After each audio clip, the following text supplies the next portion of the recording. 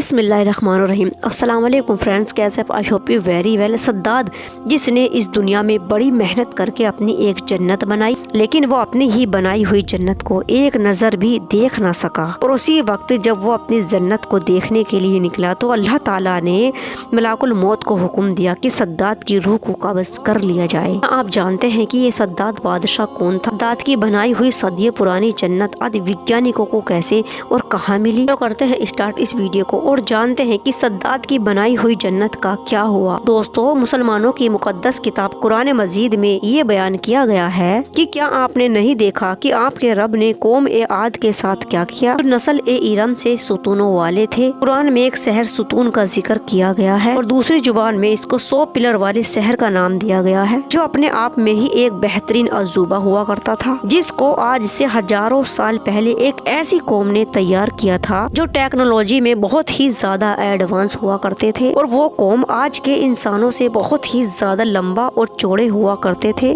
और इस शहर का, इस कौम का जिक्र कुरान मजीद में भी मौजूद है और भी हिस्ट्री की कई किताबों में इसका जिक्र मिलता है और इस शहर का और भी कई किताबों में बयान किया गया है। और बहुत से लोगों ने इस शहर को और इस शहर के खजानों को ढूंढने की बहुत कोशिश की। और इस शहर को जिस कौम ने बनाया था वो एक अरबी कौम हुआ करती थी और ये कौम आज से हजारों साल पहले हुआ करती थी और लोग इस कौम को आद के नाम से जानते थे। और अल्लाह पाक ने इस कौम की हिदायत के लिए हजरत हूद अलैहिस्सलाम को इस दुनिया में पैगम्बर बनाकर भेजा, क्योंकि ये लोग लंबे चौड़े हुआ करते थे और बेहद ताकतवर हुआ करते थे। और इन लोगों के शरीर में इतनी ताकत हुआ करती थी कि जिस पत्थर को आज कई लोग मिलकर उठाते हैं, उस पत्थर को ये लोग अकेले ही आसानी से उठा लिया करते थे। और इन लोगों के पास माल और दौलत भी बेहद हुआ करता था, इसलिए इन लोगों ने ऊंचे ऊंचे और बड़े बड़े शहर को आबाद किया। इन लोगों की बदौलत बड़े बड़े शहरों को बड़े बड़ी जगह पर आबाद किया गया है। और लाखों लोग जो इस शहर से जुड़े हुए थे, वो तमाम लोग इस शहर से जुड़ी हुई हर चीज के ऊपर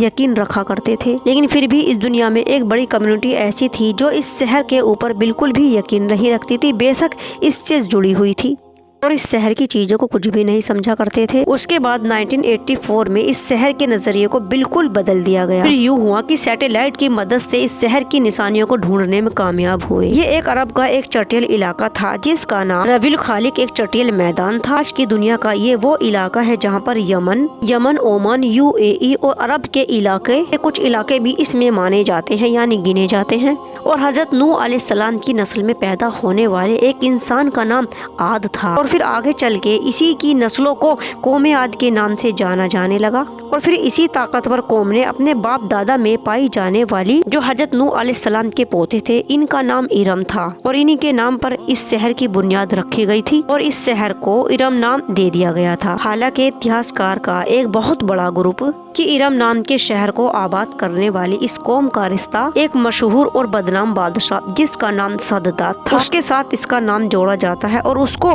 माना जाता है। इरम नाम का जो शहर है, इसको सद्दाद नाम के बादशाह ने ही तैयार किया था, जो आस बिन ओस के 2 बेटे थे जिनका नाम सदीद और सद्दाद था। और दोनों ही अपने दौर के ताकतवर सरकसों में से थे। अपने आस पास की कौमों के ऊपर अपना पूरा कब्जा किए हुए थे और सदीद के बाद सारी हुकूमत सद्दाद को मिल गई थी। वो उसी की कुर्सी पर बैठ गया था और उसने अपनी कौम को बेहद तरक्की तक पहुंचा दिया गया था। लेकिन इस बादशाह ने जो सबसे बड़ी गलती की थी वो ये थी कि बहुत ही ज्यादा जालिम और घमंडी हो गया था, यहाँ तक कि इसने खुद को खुदा कहलवा दिया था। और इस बादशाह को बुक पढ़ने का बहुत ज्यादा शौक था और ये घमंडी हो गया था और इसने खुद को घमंड में खुदा कहलवा दिया था। और जब इसको किताब पढ़ने का शौक था तो इसने अल्लाह की बनाई हुई जन्नत और दोजख को भी जाना, कैसे अल्लाह ताला ने मरने के बाद इंसान को दोजख में और जन्नत में डालना है। यहीं से इन बुकों में से ही इसके मन में ख्याल आया एक जन्नत बनाने का। इस बादशाह ने इरादा किया कि इसको इस दुनिया में ही जन्नत बनानी है। फिर इसने मुल्क के सदन में ही जो एक हरा भरा जंगल हुआ करता था और उसी शहर का नाम शहर इरम था और उसी जगह पर उसने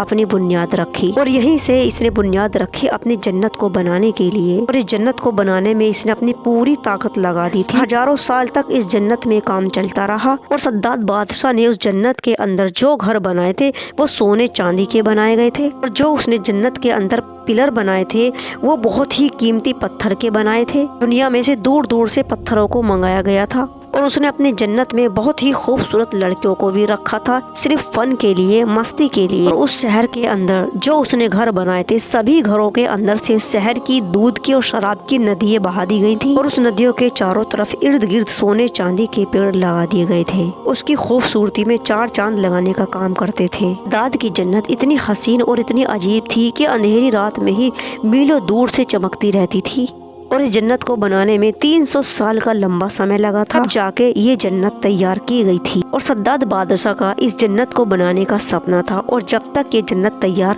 नहीं हुई तो वो बेचैन ही रहता था, रातों को सोता भी नहीं था। और उसका ये सपना था कि वो इस दुनिया में अपनी जन्नत को बनाए, फिर सारी जिंदगी उसमें मजे करेगा और ऐश करेगा और खुद को खुदा समझेगा। कई सालों के बाद ये जन्नत बनके तैयार हुई और जब सद्दाद अपनी फौज के साथ अपनी बनाई गई हुई जन्नत को देखने के लिए निकला, सद्दाद और उसकी फौज घमंड के साथ जन्नत की तरफ बढ़ते जा रहे थे। और जब हजारों सालों के बाद सद्दाद अपनी बनाई गई जन्नत के गेट पर पहुंचा तो मलाकुल मौत ने उसकी रूह कब्ज कर ली और उसको 1 मिनट का भी वक्त नहीं दिया गया कि वो अपनी सैकड़ों सालों बनाई गई जन्नत को एक नजर देख भी ले। उसी वक्त उसको जन्नत के दरवाजे पर ही मौत आ गई। फिर अल्लाह के हुक्म से एक फरिश्ते ने इतनी जोरदार चीख मारी कि उसकी जन्नत हमेशा के लिए जमीन में समा गई। अल्लाह के अजाब के आगे किसी की ना चल सकी और वो जन्नत बाकी ना रह सकी। अल्लाह रब्बुल इज्जत ने आने वाली नस्लों की नजरों से हमेशा के लिए जन्नत को हमेशा के लिए छुपा दिया गया था। आज भी अरब के इस इलाके रयूब खाली में जानवर कोई भी परिंदा आपको वहाँ पर नजर नहीं आएगा। पिघली हुई जमीन और धातु ही नजर आएंगी। इस जगह को देखकर आपको लगेगा कि यहाँ पर कभी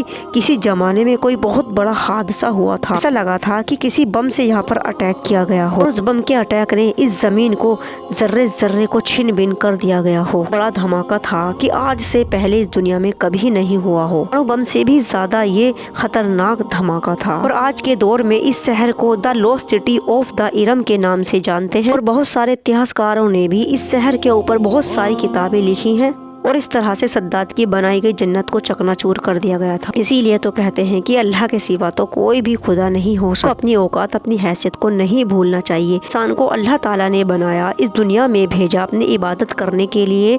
वो इंसान इस दुनिया में कर उसी रब, उसी खालिक, उसी मालिक जिसने उसको सांसें दी, सब कुछ दिया, उसी के मुकाबले में खड़े हो जाते हैं और फिर उन्हीं लोगों को अल्लाह ताला के गुस्से का भी सामना करना पड़ता है और इसी तरह से अल्लाह ताला उनको मिट्टी में मिला देते हैं। बेशक अल्लाह के सिवा कोई भी इबादत के लायक नहीं और अल्लाह से कोई भी बड़ा नहीं। तो ये था जालिम सद्दाद और ये थी सद्दाद की जन्नत। तो अल्लाह ताला ने मिट्टी में मिला दिया और उसको एक नज़र देखने भी नहीं दिया। अगर ये वीडियो आपको पसंद आई हो तो प्लीज़ लाइक करना, कमेंट्स करना, शेयर करना और चैनल को करना subscribe. Thank you for watching. अल्लाह हाफिज़।